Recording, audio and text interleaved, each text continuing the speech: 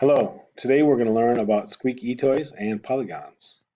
So this is the home screen of Squeak eToys. I hope you're familiar with it. If not, these buttons have a gallery of projects. This button, if I click on it, will open up some tutorials. And today we're going to make a new project all on our own. So we're going to click on this button that says Make a Project. When you do, you get a nice blank screen here with limitless possibilities. Now, the first thing we need is an object to work with. So I'm going to go up to the supply bin, and I'm going to click on it to open it. And I'm going to just drag on an ellipse. I'm going to click on it and drag it out to the desktop. So this is an ellipse, and I can make it do all kinds of really cool things. But to do that, the first thing we need to do is right-click on it to bring up what's called the halo. And it's got this ring of objects around it. If you hover over them, it tells you what they do. So this says change size, press shift to preserve the aspect. I just want to change the size. So I'm going to click on it, and I can drag it around. I can make it much larger. I can make it smaller and rounder. So I'm going to make it smaller and rounder. So this halo is here. If I click on this viewer, the little eyeball, it opens up this menu for me with lots of cool things. Now we want to make a square. So I'm going to change this word ellipse because that's not very descriptive of this object. This object is going to make a square, so I'm going to call it square. So how do we make a square? We talked about this already. We said we needed to go forward a distance, and we needed to turn. Is order important? Not necessarily, but we can explore that later. Now, we said the turn had to be how much? It was 90 degrees. We'll change that to 90. Now, to see how big our square moves, I can go to pen use. I can put a pen down that'll trace the track of the square. So I'm going to click the clock face, and it's going to start moving. And you can see it's moving, but it's very small. This 4 by 5 is 5 pixels, which isn't very large. I'm going to click on the number 5 here. I want to change it to 100. And when I hit enter, it changes and makes it much larger.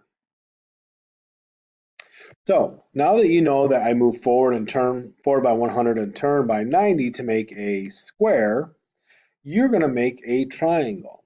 Now to keep our scripts nice and neat, I'm going to change label to move because that's what the script does. It moves the square. So you're going to get a new object from the supply bin, and you're going to use the forward by and turn by to try to make a triangle. Go ahead and pause the video, make your triangle, and then open up and then start the video again to see if you did it the same way I did. I'll wait for you. Okay, so hopefully you made your triangle already, but let's see how I would do it. I would go up here to the supply bin. I'm going to click on that. I'm going to drag on a little new ellipse. And I'm going to right click on it to bring up the halo. I'm going to resize it. And to keep things interesting, I'm going to click on this one here which says change color. I'm going to make it a green ellipse so I can tell the difference. See, this is yellow for the square. And I'm going to change it with the color icon here. This is ellipse 1 down here. I can also change the name of it here by clicking on the word ellipse 1 and changing it to triangle. So I'm going to open up the viewer for ellipse 1. You can see the icon here matches what it looks like. They're both green and it's already labeled triangle. So hopefully you knew that you needed to go 4 by 5 and turn by 5.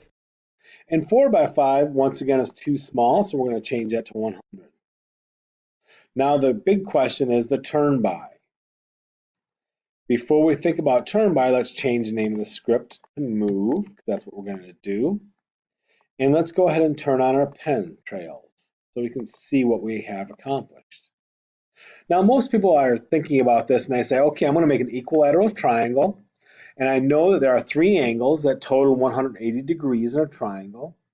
So that each of the interior angles of my triangle is 60 degrees. So I want to change that 5 to 60. And when you run it, what do you get? Not a triangle. You get a 6-sided object, which is called a hexagon. The reason you get a hexagon is because this turn by angle is not the interior angle. What's the interior angle here? It's way more than 60. Well, how come it works here? the interior angle is 90 here, and that's what I put in. Well, if you look at the square, I gotta pause that. Not only is the interior angle 90, but also this exterior angle is also 90. Because they're both 90, it worked.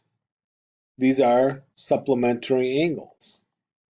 Down here in our ellipse, the interior angle is much larger than 90.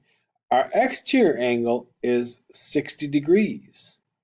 Well, if this is 60 degrees, this is 120 degrees. So my turn-by angle is not the interior angle of the polygon, it's actually the exterior angle of the polygon. I'm going to go to the supply bin. No, let's do this way. Instead of going to the supply bin, this is my triangle. All I have to do is change from the 60 degrees to 120 degrees and run it again.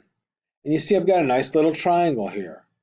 Now my pen trails are all confusing, so I'm going to get rid of those by clicking this clear all pen trails, that little icon in front, the exclamation point, it says do it once. And so I got rid of the pen trails. So now I've got a square and I've got a triangle.